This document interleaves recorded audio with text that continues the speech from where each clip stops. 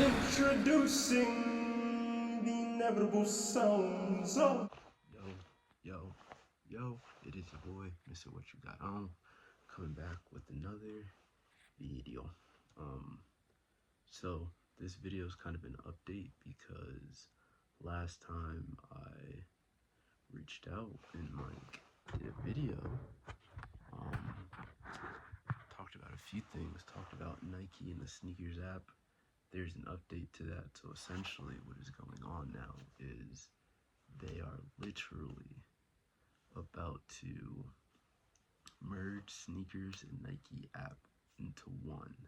So that is a good thing. And the reason why it is good is because prior to Snkrs coming out, Nike used to do their job just through their website. Hype sneaker, BS sneaker, whatever the case may be. Snkrs app was Nike's way essentially of getting Jordans and like the hyper shoes or whatever you want to say to get funneled through a certain avenue. It was easier for bots and things like that not to get through, but that whole hype of bots, hype beast type thing, like not saying hype beasts have died down, but it's not as prevalent anymore, and it's very telling because within the last year and a half, sneaker prices are going up. Sneakers that used to only run about $200 are now about $250 or so. Ticket pricing for things are a lot more different, as well as the fact that the tariffs and all that crap that kind of has happened. So because of all of that, it has been a wild ride to say the least for avid sneaker connoisseurs, collectors, resellers, like the whole nine across the board. So Nike is streamlining essentially everything now, wanting to get everything under one conglomerate and finally literally just getting everything together so that when it comes to you buying the sneaker you want, it's probably a little bit more successful than what it used to be, because sneakers, the amount of different stories, people I follow, myself honestly, going to want to buy a shoe through sneakers and honestly being annoyed that you waited a certain amount of time, think you're gonna hit, you don't hit, but on top of that, Nike sneaker app doesn't give you any points. So honestly, Snkrs app is like a catch-22 to say the least. Like, they tell you you get like better access the more you get shoes and stuff through it. However, they don't have points. It doesn't like accumulate much.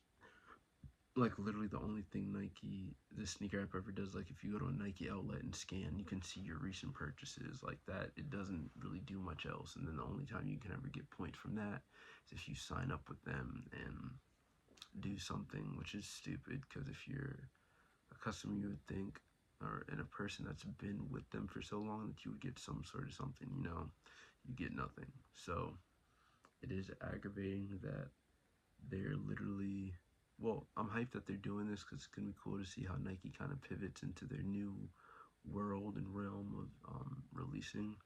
um, Shoot, I've literally had one successful story about hitting on Nike app, and it's literally these flight posits. Like literally the only time I've ever like literally won a raffle, waking up, being at work, like literally, like, so that part, excuse me, that, so I've only had one successful like call from that. Besides that, if it was a shoe I want, literally I either chased it down, figured out how I was gonna get it, like the whole nine. So like the limousine dunks, ended up wanting those when I saw those, had to wait, ordered them.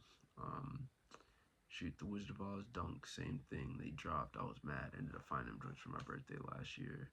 Same with the Nardwars. Nardwars, I tracked down. Like my sourcing abilities are crazy. Stylists or not, like, I've been blessed enough to acquire, touch, sell, like, be around product, and like I say product like it's a drug. My bad. It essentially, like, I'm a wardrobe stylist and fashion stylist, so I've also worked at sneaker reselling shops, things like that, or just been in the game doing that, like reselling clothing. So because of that, like, I've either owned pieces that I've sold in the past. So like from the time I started collecting, which was like what, 2015-ish or so, when I started buying sneakers and reselling and doing all that stuff. Like even before that, I literally lived in Virginia, saved up mad money, of course, and was doing like this is when Facebook Marketplace had like sneaker groups and stuff, and you like get into sneaker groups, you're buy, selling, trading sneakers. I remember getting like an OG pair of Royal Blue Foams, SB Dunks. Like I used to have a fire collection, but then of course, um, my parents didn't know about it, so they found out about it, took it, gave it away, was devastated. Then of course I got a job, getting money, and then kind of re-got all my sneakers, things that I wanted. Literally had all that up until essentially Atlanta, to where I essentially lost all of that. However, I see that as a blessing. The clothing, I am kind of mad because the clothing was a little bit more sourced. The sneakers, like, oh, you can always get sneakers again, but the clothes more so what I was a little bit annoyed about. But there's just certain things like that I know I can probably never find, like an old Stussy shirt that I had like skeletons and stuff on. It was dope. Like there's certain things I wish I could have been able to still keep. Whatever though. But where the collection is now, like my collection now compared to what's in the past, like it's a lot more curated. Like I say this a lot, but like what I have has literally been from me sourcing, me going out of my way to get what I like and not just buying because I'm like, oh, I want to get this, then third. Like everything is literally stuff that like I've either liked, wanted, or had at some point. Honestly, through my whole sneaker journey, I mean, just knowing myself, clothing as well. Like literally, all my clothes essentially fit. Like that back one is big jackets in the green bin. This is sweaters, all the hats. Down here is literally my flannels, graphic tees, other pants. That's just a little bit. All the rest of my other pants and jackets are upstairs. So it's like, yeah. But say that to say, Nike has something literally to watch out for. It's gonna be cool to see collection and drops for this week too. Supreme has Skrilla as one of the faces of their campaign, so it's cool to see Supreme. I haven't bought anything from Supreme in years. I like Bait more, and I'm kind of mad that I missed the Nigo drop, to be honest with you. Really tight, but that is probably something I'll mess around circle and come back, because Nigo's full circle moment, if you guys don't know, Nigo essentially ripped off the Babesta as we know it. It used to be a Nike Uptown shoe, and he just put his stuff on it.